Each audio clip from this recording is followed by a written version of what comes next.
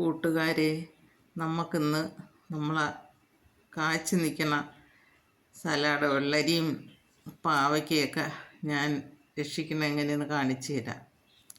ഇതുപോലെ ഇത് നമ്മൾ കടയിൽ നിന്ന് കറി കവറാണ്, കറിയൊക്കെ കൊണ്ടുപോകണ കവറുകൾ ഇതുപോലെ 100 ഗ്രാം വാങ്ങിച്ച് അതിൻ്റെ മൂട് കട്ട് ചെയ്യും. ഈ ഓപ്പണായിട്ട് കിടക്കുന്ന സ്ഥലം ഇങ്ങനെ വെച്ച് കഴിഞ്ഞാൽ അത് നമ്മൾ കെട്ടി വയ്ക്കണം.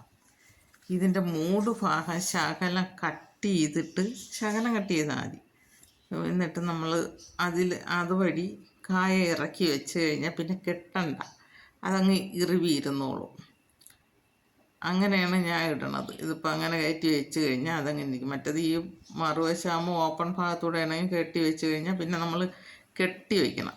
ഇങ്ങനെ നമ്മൾ കെട്ടണ്ട, ഇങ്ങനെ അങ്ങോട്ട് മുകളിലോട്ട് ഇതുപോലെ കവർ ഇട്ടില്ലെങ്കിൽ ഈ കായീച്ച കടിക്കും, കായെല്ലാം കടിച്ചില്ലാതാക്കി കളയും. പാവയ്ക്കയും ഈ സലാഡ് വെള്ളരിയും എല്ലാം നശിപ്പിച്ച് കളയും. അങ്ങനെ ഞാൻ ഈ കവറിട്ടാണ് എൻ്റെ ഈ കായൊക്കെ രക്ഷിച്ചെടുക്കണത്.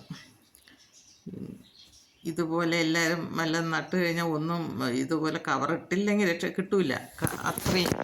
ഇപ്പം മഴയായതുകൊണ്ട് നമുക്ക് പേപ്പർ ഇടാൻ പറ്റില്ല. പടവലം ഉണ്ട് എനിക്ക്, അതിൽ വലിയ കവറില്ല. പേപ്പർ ചുറ്റിയിട്ട മഴ നനഞ്ഞ് പെട്ടെന്ന് ചീത്തയായി പോണു. അതുകൊണ്ട് ഞാൻ ഇപ്പം ഇതെല്ലാം ഈ കവറ് ഇടാനും പറ്റണില്ല. ഇനിയിപ്പോൾ ഈ പാവയ്ക്കൊക്കെ ഈ സലാഡിനും ഈ ചെറിയ കവറാണ്. ഇതുപോലെ എല്ലാവരും ചെയ്ത് നോക്കണം.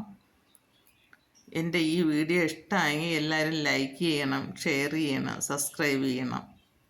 ഇതുപോലെയൊക്കെ ചെയ്ത് നോക്കണം. ഞാനിത് ഇങ്ങനെയാണ് എൻ്റെ